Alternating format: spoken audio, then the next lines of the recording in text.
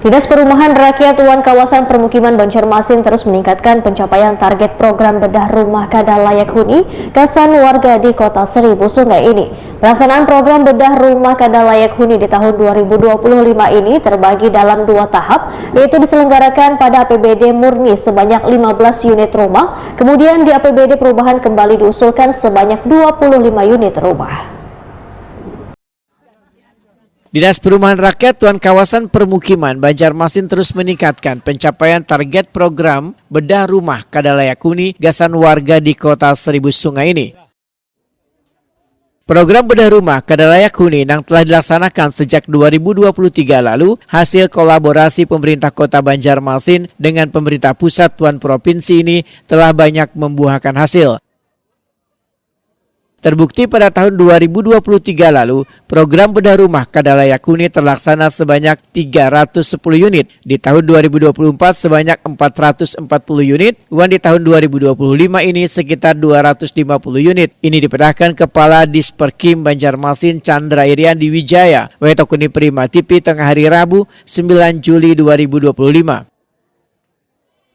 Chandra Iriandi Wijaya memedahkan pelaksanaan program bedah rumah kada layak huni di tahun 2025 ini terbagi dalam 2 tahap, yaitu diselenggarakan pada APBD murni sebanyak 15 unit rumah, kemudian di APBD perubahan kembali diusulkan sebanyak 25 unit rumah.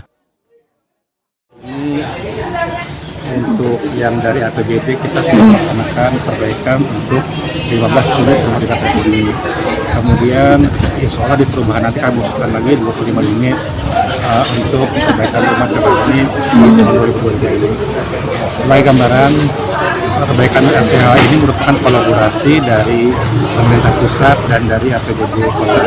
Misalnya untuk dari pemerintah pusat itu ada bantuan untuk RPH tahun tadi hampir 460 unit. Tahun sebelumnya ada 310. Tahun ini harapannya kolaborasinya terus berlanjut. Dari APBD Pemko tadi sudah kami sampaikan ada sekitar 15 di murni, mudah-mudahan di perubahan ada 25, tadi infonya dari pusat ada sekitar 250 unit. Untuk perubahan ini kami usulkan lagi karena di murni 15 kami usulkan 25 unit lagi dari APBD.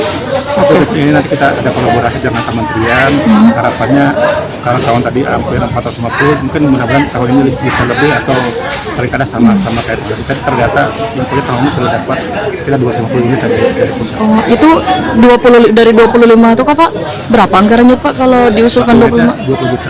20 juta satu unit. Oh, dikalikan aja tuh Pak lah.